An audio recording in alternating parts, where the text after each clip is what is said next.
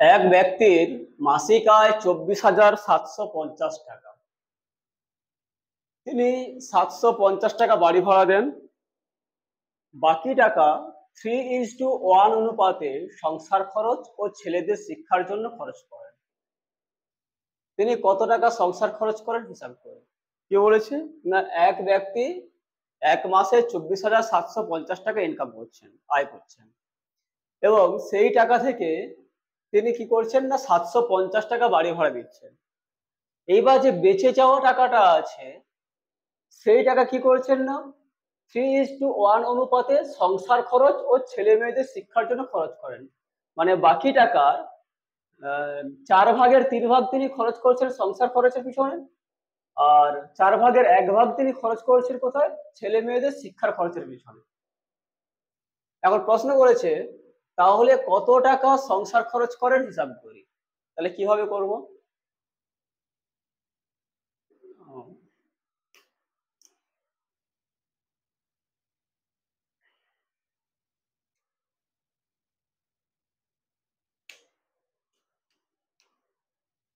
ব্যক্তিটির মাসিক আয় কত? ব্যক্তিটির মাসিক আয় বলেছে কত? 24,750 টাকা। সেখান থেকে কি করছে, 750 টাকা বাড়ি ভাড়া দিয়ে দিয়েছেন।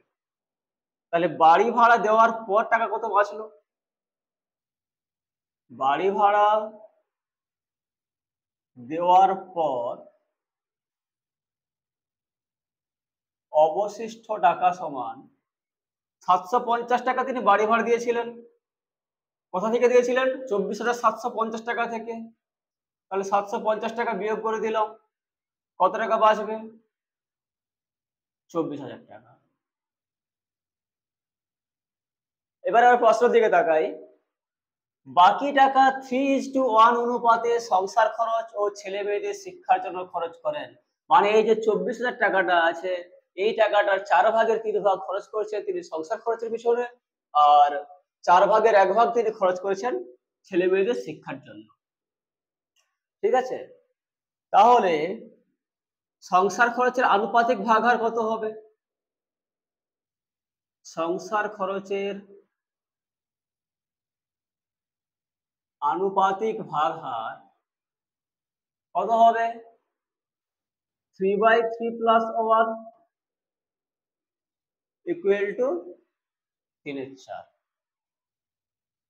আর ছেলে মেয়েদের শিক্ষার পিছনে আনুপাতিক ভাগহার কত হবে? ছেলে মেয়েদের শিক্ষার জন্য খরচের আনুপাতিক ভাগহার কত হবে? 1/3 + 1 = 1/4। এতটা বোঝা গেল? এবার প্রশ্নের দিকে তাকাবো। তিনি কত টাকা সংসার খরচ করেন হিসাব করি। মোট টাকাটা 24,000 টাকা, সেই 24,000 টাকা 3/4 অংশ তিনি কি করেছেন? সংসার খরচ করেন। তাহলে তিনি সংসার খরচ করেন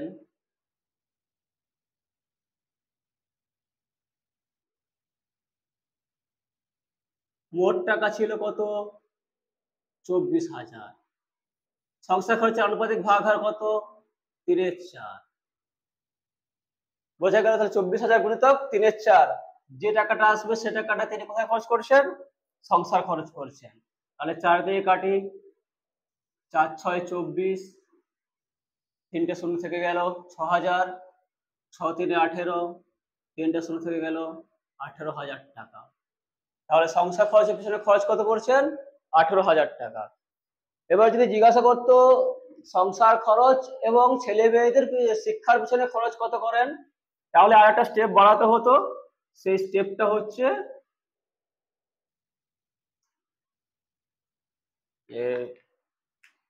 ছেলে মেয়েদের